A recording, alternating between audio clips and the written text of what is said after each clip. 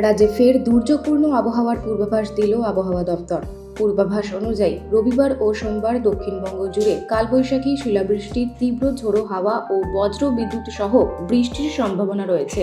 এর জেরে রাজ্য জুড়ে চলতে থাকা গণনা পর্বে বিঘ্ন ঘটতে পারে বলে আশঙ্কা করা হচ্ছে। বিশেষ করে মালদহ জেলায় গণনা কর্মীদের সবচেয়ে বেশি সমস্যার মুখে পড়তে হতে পারে। অন্যদিকে উত্তরবঙ্গের পার্বত্য এলাকায় ভারী বৃষ্টির পূর্বাভাস রয়েছে।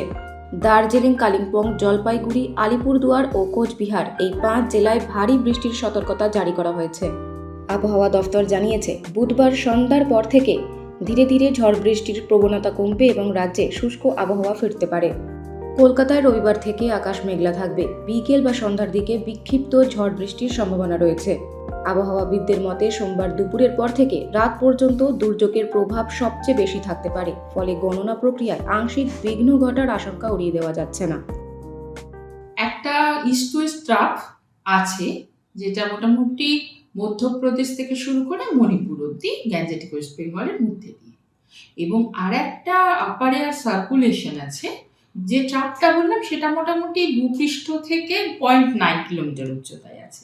আর এই আপার এয়ার সার্কুলেশনটা ডিপ লেয়ার, মানে এটা মোটামুটি ভাবে 1.5 কিলোমিটার থেকে 3.1 কিলোমিটার পর্যন্ত এটা লেয়ার জুড়ে রয়েছে আপার এয়ার সার্কুলেশন। এটা রয়েছে নর্থ বাংলাদেশ এবং তার সংলগ্ন যে গ্যাঞ্জেটিক ওয়েস্ট বেঙ্গল রয়েছে সেই জায়গায় উপস্থিত রয়েছে। এবং ওই যে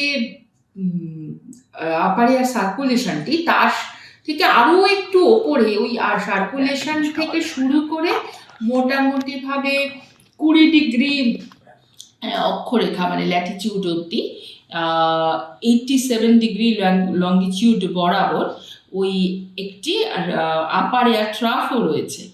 এই মানে অবস্থাটা যেটা মোটামুটিভাবে যে সিনপটিক কন্ডিশন, এর ফলে ভালো বৃষ্টি হওয়ার সম্ভাবনা রয়েছে গ্যাঞ্জেটিক ওয়েস্ট বেঙ্গল এবং সাবিমালার ওয়েস্ট বেঙ্গল। উত্তরবঙ্গ এবং দক্ষিণবঙ্গ দুটোতেই দমকা হাওয়া ও বজ্রপাত সহ হালকা থেকে মাঝারি বৃষ্টির সম্ভাবনা প্রতিটি জেলাতেই থাকছে। সেগুলি এবার আমি ধীরে ধীরে বলছি। প্রথমে উত্তরবঙ্গটা বলে নিচ্ছি। 3 তারিখেও মোটামুটি প্রত্যেকটা জেলাতেই দমকা হাওয়া ও বজ্রপাত সহ হালকা থেকে মাঝারি বৃষ্টির সম্ভাবনা।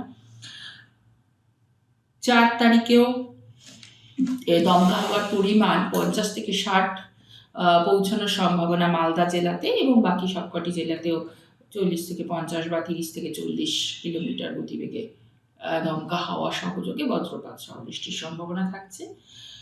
5 তারিখেও দমকা হাওয়ার গতিবেগ মালদা এবং দক্ষিণ দিনাজপুরের ক্ষেত্রে 50 থেকে 60 কিলোমিটার হওয়ার সম্ভাবনা রয়েছে। তারপরে আস্তে আস্তে এই দমকা হাওয়ার গতিবেগটা কমে আসবে এবং 6 তারিখে 30 থেকে 40 কিলোমিটার দমকা হাওয়া সহযোগে ওপরের 5টি জেলাতে বজ্রবিদ্যুতের সম্ভাবনা এবং বৃষ্টির সম্ভাবনা মোটামুটিভাবে প্রত্যেকটা জেলাতেই থাকছে। এবং 7 এবং 8 তারিখে কোনো ওয়ার্নিং নেই, কিন্তু হালকা থেকে মাঝারি বৃষ্টির সম্ভাবনা উত্তরবঙ্গে থাকছে।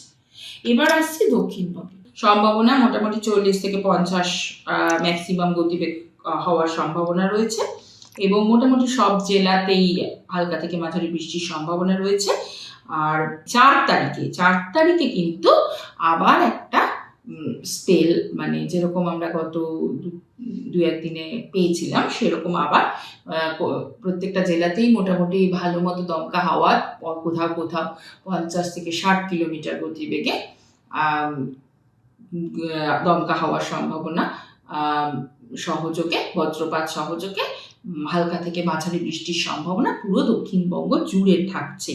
এবং সেটা একটু কমে আসবে 5 তারিখে গিয়ে, কিন্তু 5 তারিখেও মোটামুটি ভাবে কয়েকটি জেলা, মূলত পশ্চিম এবং উপকূলবর্তী জেলাগুলিতে এই সম্ভাবনা থাকছে। দমকা হাওয়াটা বেশ মানে গতিবেগটা বেশ বেশি থেকেই যাবে এবং সেই সঙ্গে একটা সারা দক্ষিণবঙ্গ জুড়ে একটা বৃষ্টির সম্ভাবনা থেকে যাচ্ছে।